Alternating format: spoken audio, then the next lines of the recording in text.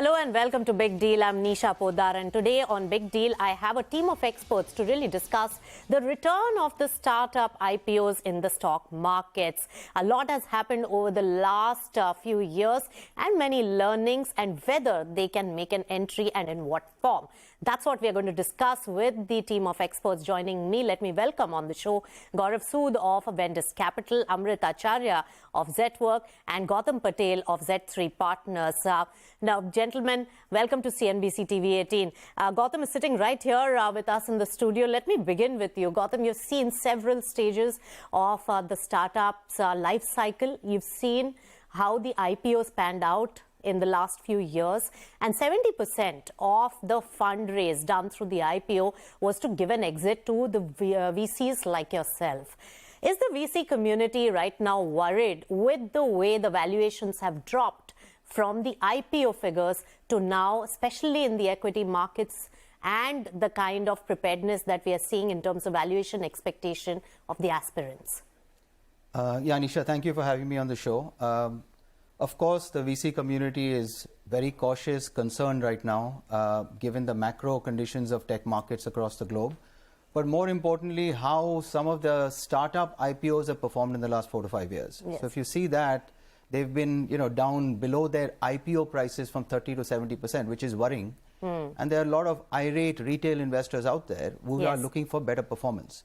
So my sense is that's one. But the other concern is, for us VCs, is effectively in the next the next 12 to 24 months, with valuations being compressed, we're trying to figure out for some of our better performing companies what's the right timing for that.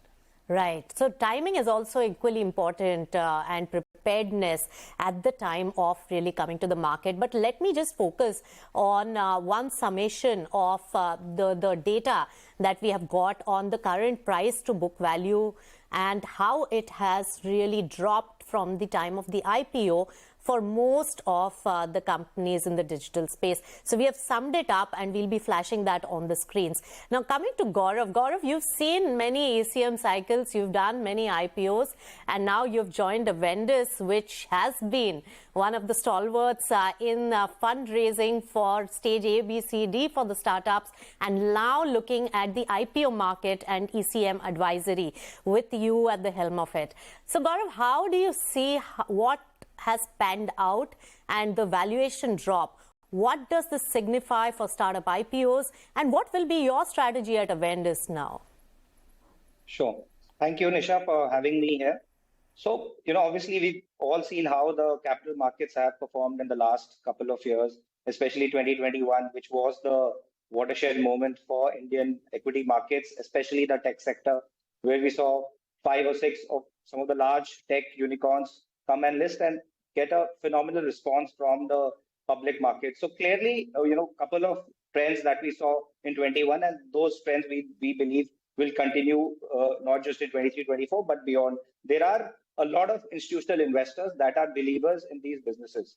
It is not just that it was a one-time phenomenon. We clearly believe, and at Avendus, we work a lot, as you mentioned, we work a lot with a lot of these companies on the private side. So there is a lot of belief in the ecosystem. We believe that these companies are here to stay, and a lot of them will find acceptability in public markets. Of course, valuations have changed, and things are different from where we were in 21. But that's not just a function of how these companies, not just about the IPOs, but it's also the way markets are.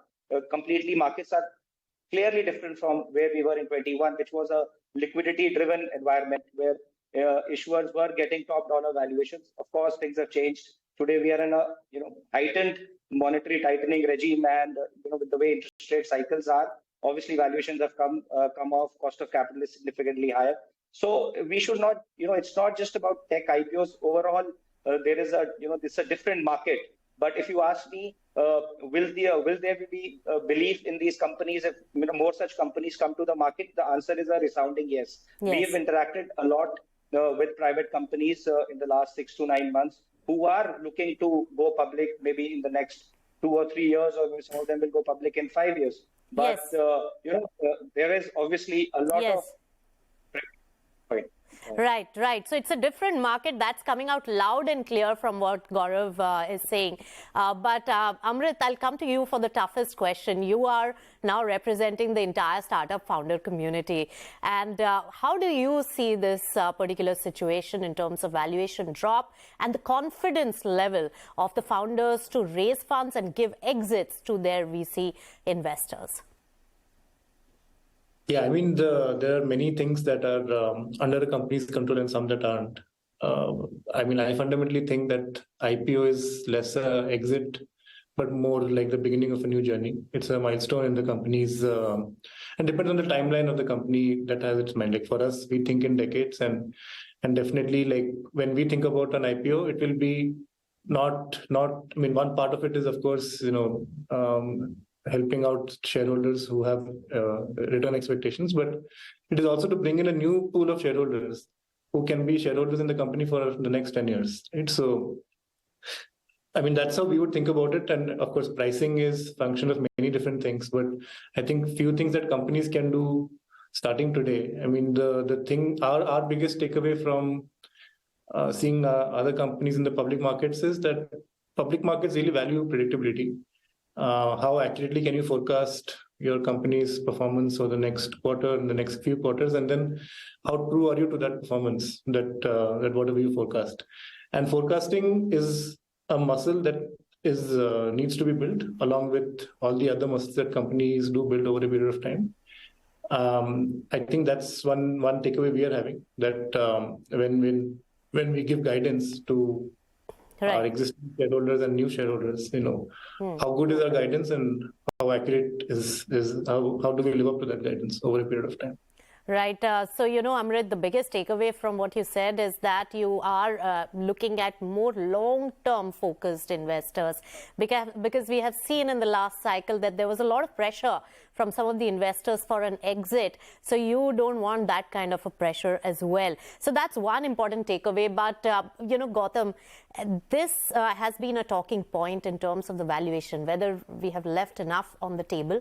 While the overall market has dropped, the digital space has significantly underperformed the rest of the market and the age-old blue chip and the well-settled brick and mortar old economy companies.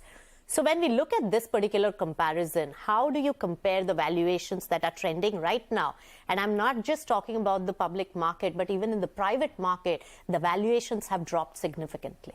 Yeah, sure, Nisha. So I believe, India is probably one of the most exciting destinations for digital and tech investing today. The question is, we call it a 95 and 5 game. Yes. There are 95% of the companies which are suboptimal and 5% which are the greatest companies we're going to see out of this country and globally. The question is that we are coming from a recovery that our companies, our startup IPOs were trading at 30 to 50 times sales. Yeah. That's not sustainable, and especially that's only for the market leaders. Now, if you look at the multiples, they've compressed significantly to 5 to 10 times revenue. So effectively, but even if you see the better performing startup IPOs in the last 5 years, yes, these guys have performed at 5 to 8,000 crore market cap, yes, at 1,000 crore revenue number.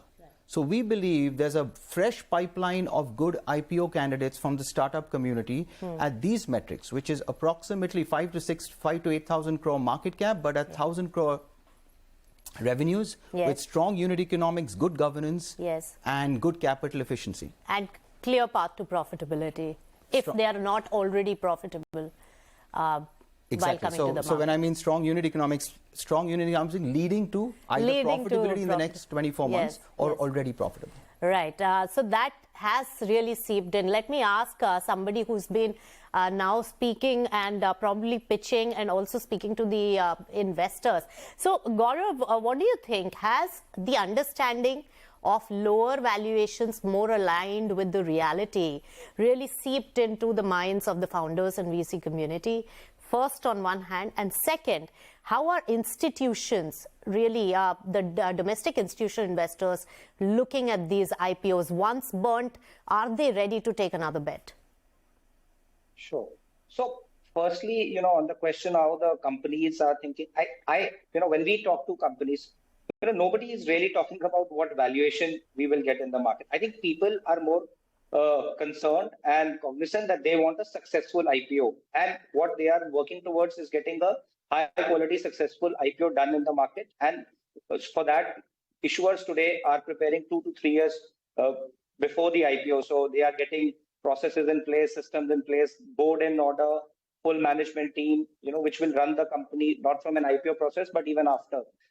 Valuation is, most people who are, who've seen the cycles do understand it's a byproduct of not just how the company is, how the business is, strength of management, but a larger function of how the markets are at that point of time. A lot of these companies which listed in 21 were resounding successes. Most of them were 20, 30x subscribed, got phenomenal valuations, but same businesses in this market would not have got those valuations. So issuers are preparing for successful IPOs and life in the aftermarket. They are aware that this is a decision that they cannot go back on life. Once you are listed forever. And they want us to be fully prepared to live life in the aftermarket. Valuations is a function of sentiment at that point of time. So I think people are cognizant that it's not what happened in 21 is a template for the years to come. On your second question on institutional investors, of course, there was a little bit of a, for the lack of a better word, a little bit of a FOMO in 21, and people felt that this is a big tech wave, and everybody sort of participated. I think this time the barriers to come into the market are high. Investors will ask tougher questions, and specifically on things like path to profitability. In the past, you could have gotten away with an ambiguous answer to that, but now investors are much more specific in those questions. If you're talking about a path to profitability, then the point is whether it's next 4 quarters, 6 quarters, or 8 quarters. So that is one question that will, but otherwise, as my colleagues mentioned, clear, focus is on unit economics and operational efficiency. So investors have clearly put the bar higher than last time. That's something which I would like to share. All right. So very important takeaway that investors have put the bar very high. But I would say that the valuation is also a mechanism of also calculating based on the last round. And the last round for most of these companies had been done at a very high valuation. So a lot of companies will find it very difficult to either raise funds or give any exits at the current realistic position in the market. And that is becoming a catch-22 situation. On that note, we'll slip into a short breather, give it a little more thought, and we'll come back with more discussion points on this subject on Big Deal. Stay tuned.